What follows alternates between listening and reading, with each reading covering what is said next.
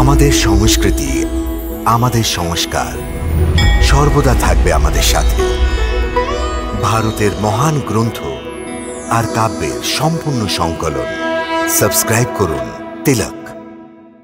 কানহা, পাণ্ডবদের এই খবর দাও যে অর্জুন এবং সুভদ্রার পাণিগ্রহণ এই দ্বারকাতেই সম্পূর্ণ হবে। যেটা আজ্ঞা দাও ভ্রাতা। गोरी मन भावन के संग फिरन लागी, हरे हरे फिरन लागी भावरिया। मुख लजाहिय में उमंग फिरन लागी, हरे हरे फिरन लागी भावरिया। गोरी मन भावन के संग।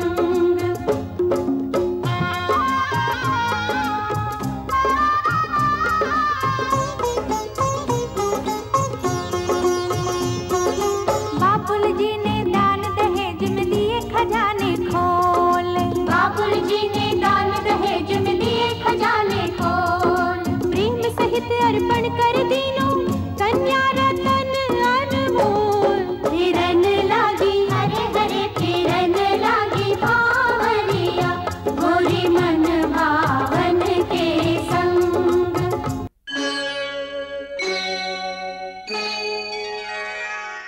জয় শ্রীকৃষ্ণ।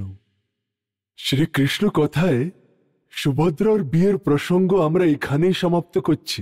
সুভদ্রা পর্বের এই প্রসঙ্গতে ভগবান শ্রীকৃষ্ণ দুই জায়গায় নিজের বিরাট রূপের দর্শন করিয়েছিলেন।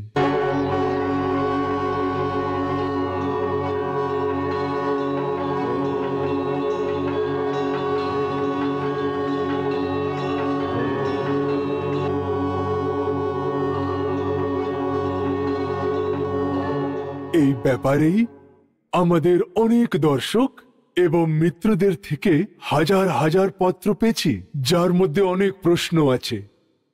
আসলে সাধারণ ধারণা এই যে শ্রীকৃষ্ণ নিজের বিরাট রূপের দর্শন শুধু একবারই ওই সময় করিয়েছিলেন যখন উনি অর্জুনকে গীতার উপদেশ দিয়েছিলেন। কিন্তু আসলে এটা সত্যি নয়, কারণ শুধু গীতার সময় নয়, বরং শ্রীকৃষ্ণ কথায় আরো কয়েকবার এমন সময় এসেছে যখন শ্রীকৃষ্ণ নিজের বৃহৎ রূপের দর্শন করিয়েছিলেন এমনও লেখা আছে। যেমন শিশুপালের বধের সময়,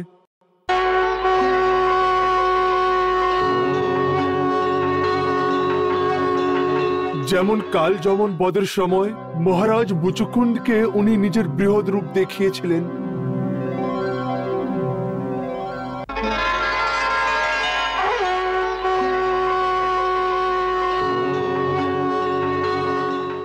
মহারাজ মুচুকুন্দ,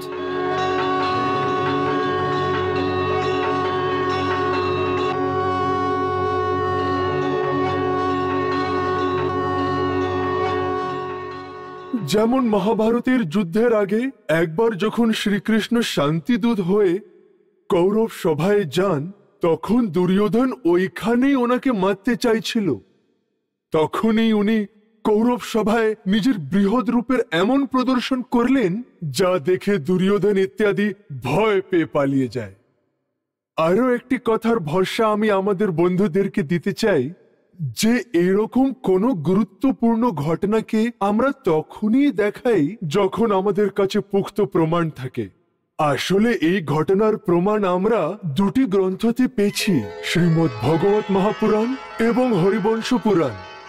ভাগবতের 10ম অধ্যায়ে 99 অধ্যায়ের ক্রমাঙ্ক সংখ্যা 60 পর্যন্ত ব্রাহ্মণের মৃত্যু বালকদের ফিরে নিয়ে আসার কথা ভালোভাবে লেখা আছে। ওই অধ্যায়ের শ্লোক ক্রমাঙ্ক সংখ্যা 98 লেখা আছে যে ওইখানে গিয়ে শ্রীকৃষ্ণ নিজেরই অনন্ত স্বরূপ ভগবানকে স্বয়ং প্রণাম করেছিলেন। প্রণাম প্রভু। বলো বাসুদেব শ্রীকৃষ্ণ, এখানে কি মনে করে এসেছো?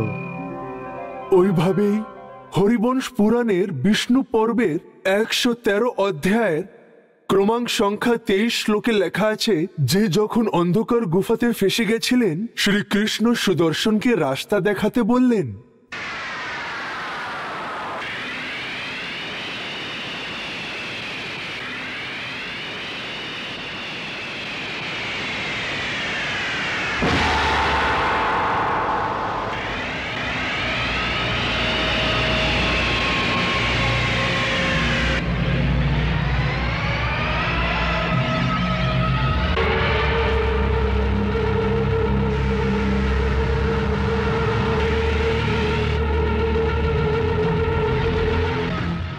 চলো পার্থ।